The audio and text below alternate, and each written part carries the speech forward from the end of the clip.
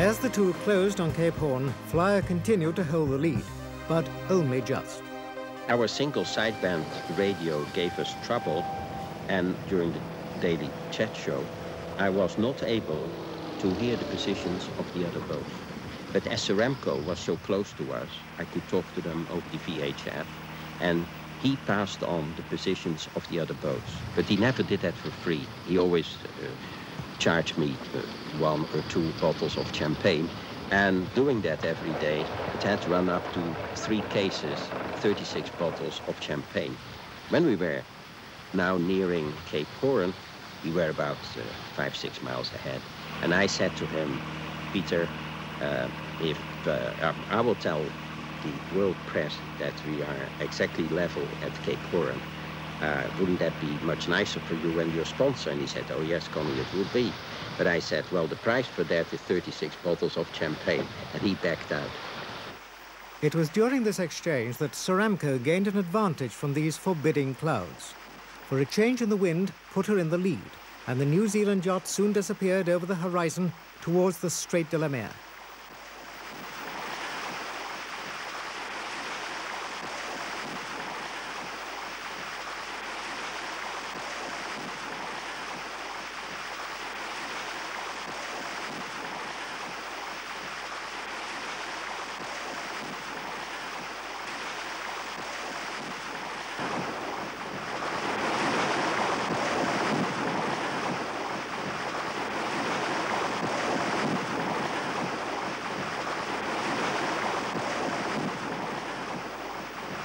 The Kiwi lead was short-lived, however, for later more dark clouds rolled overhead, returning the advantage to the Dutch yacht.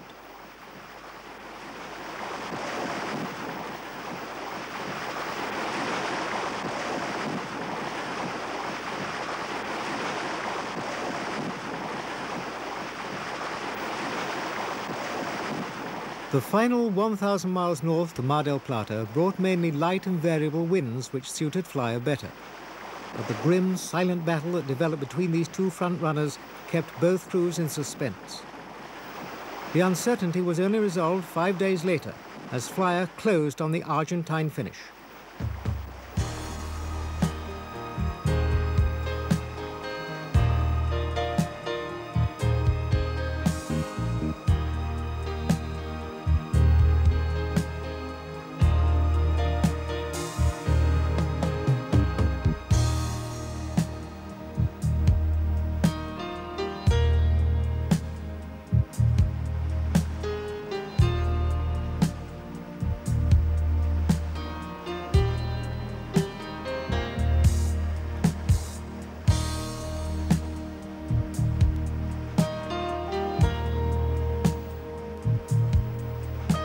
After setting a new world record to Cape Horn, Flyer's crew worked up a 7-hour lead over the Kiwis to take line honours for the 3rd successive time, having completed the 8,000-mile voyage at an average speed better than 10 knots.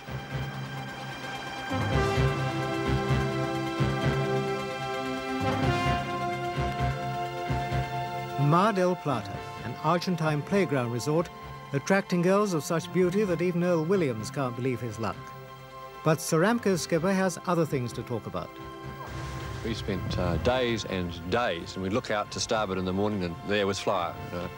And we'd go apart during the day, and they'd disappear into the dusk in the evening, and wake up next morning and get on the radio telephone and, you know, good morning, Connie, what are you having for breakfast? And he'd say, well, whatever they're having. He'd say, oh, we see you got your red and white and blue spinnaker up. He said, you're still there? And this went on for day after day, and we just side by side all the time. It was the most fantastic racing you could possibly ever imagine, to be nearly at the point which is furthest from land anywhere in the world, and to have 2 boats that are sailing a leg of nearly 5,000 miles. They could be anywhere apart, and they're taking exactly the same track, just because that's where they want to go, not because the other person is there. And that was the highlight.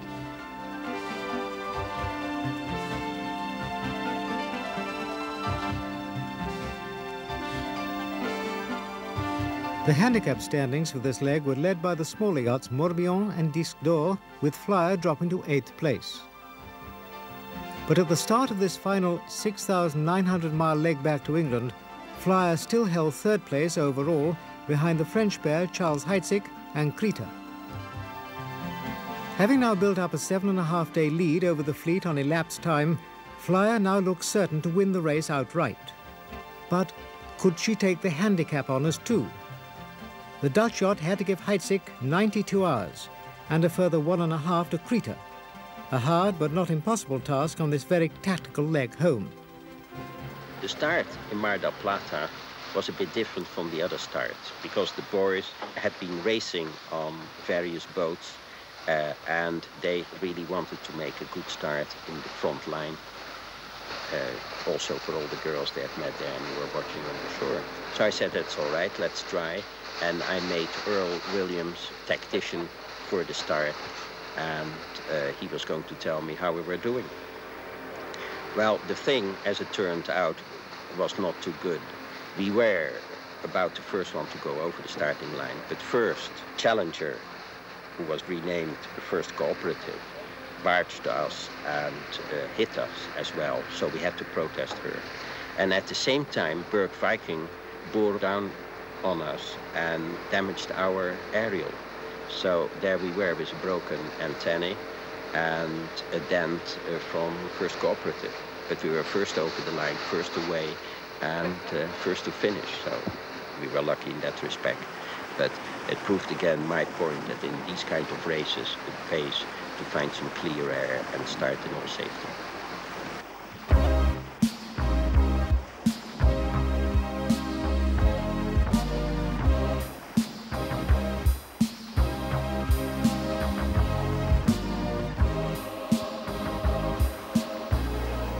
Even after 6 weeks of fun and games in Mar del Plata, it took little time for the crew to settle back into the swing of their watch system, which ran for 6-hour periods during the day and 4 hours at night.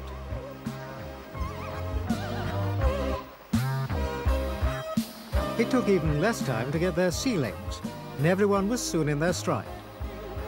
Well, almost.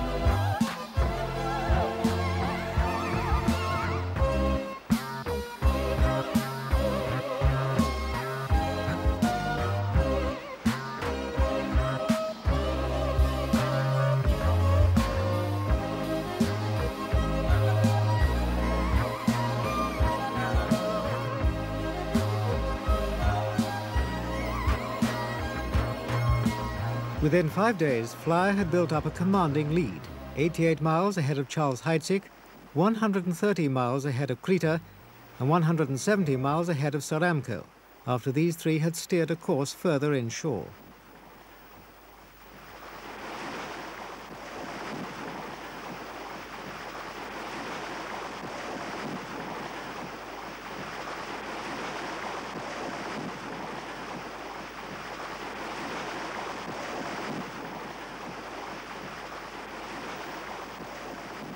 Saramco's crew had all suffered from upset stomachs during the first few days at sea, and this undoubtedly slowed them.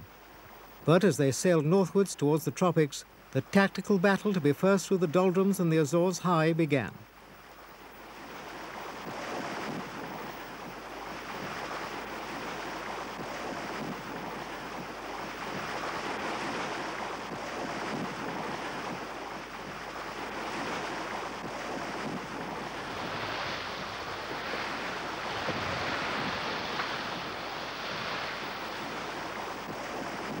It became a game of cat and mouse, with neither Saramco nor Flyer giving away their position. And it wasn't until the two closed on the western approaches that the situation became clear.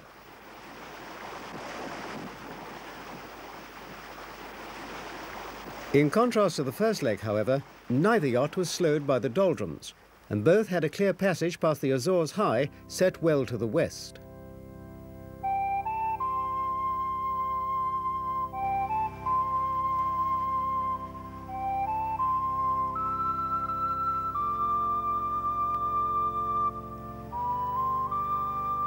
Flyer arrived in the Solent first. But then, blinded by the television arc lights, her helmsman momentarily put her aground. However, she was soon off again, and escorted home by 2 Dutch naval patrol boats and a flotilla of spectator craft, Flyer was wafted slowly up the Solent by the early morning breeze.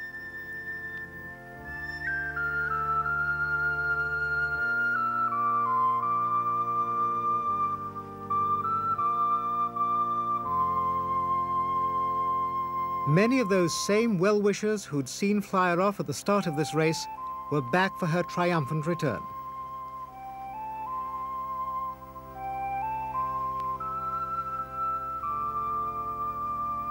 It was slow going, fighting the adverse tide on this last stretch. But knowing that both Heidsieck and Kreta were also becalmed, trapped in the Azores high which had moved across to block their path, Connie now knew he had a fighting chance of winning both line and handicap honours.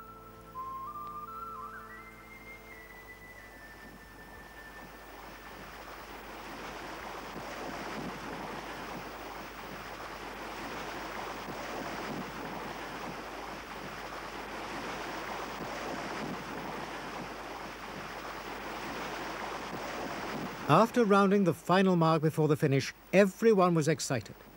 Connie van Rietschoten and his team had achieved all that they'd hoped for, and for the second time.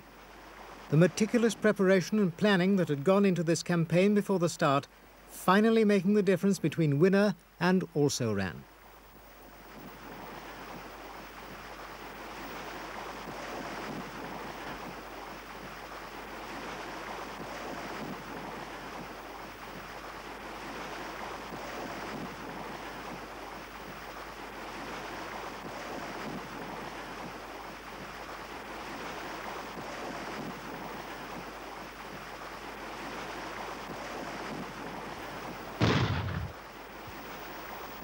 In taking line honours, Flyer had been first into every port and had established a new world record for the voyage of 120 days, 12 hours, shattering the existing record by a staggering 14-day, 5.5-hour margin.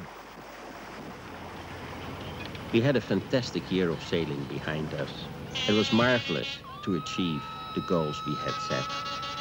On the other hand, we were all rather sad because we knew that this is the end of a beautiful year. But the race for handicap honours really started now, for Flyer had set Heidsieck a 92-hour deadline to beat. And though escaping the Azores high in good time, the French crew suddenly found themselves punching into the teeth of a 40-knot northeaster with time rapidly running out. The following evening, skipper Alain Gabet conceded defeat to Connie over the radio.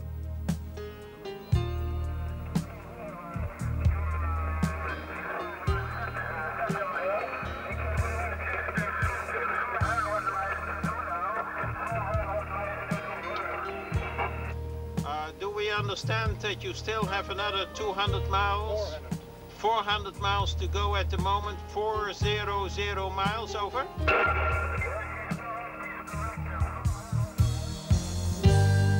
Flyer and her crew had won the double. On the handicap standings for this leg, though, Soramco took the honours ahead of Flyer, Kreta and Heidsieck. But at the prize giving, the main applause was reserved for Flyer's skipper and his crew, as Prince Philip presented the trophies. Edgard Kuckebacker, Connie's number 2 on board, Julian Fuller, the doctor, Michel Santander, and the New Zealanders Joey Allen and Grant Dalton were the first to collect their cups. Flyer had won this longest race in the world by a 30-hour margin over Charles Heidsieck, with Kreta third.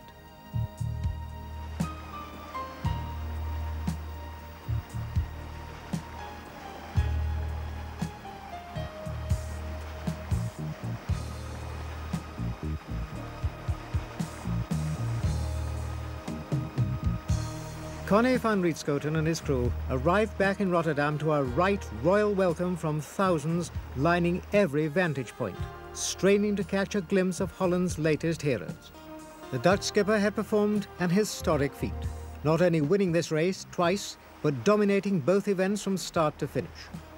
Prince Bernhard, Flyer's staunchest supporter, came aboard for the final leg of the voyage. And on behalf of the Queen, the Burgomaster presented Connie with the insignia of the Officer in the Order of Oranje-Nassau, a fitting tribute to this winning Dutchman and his crew.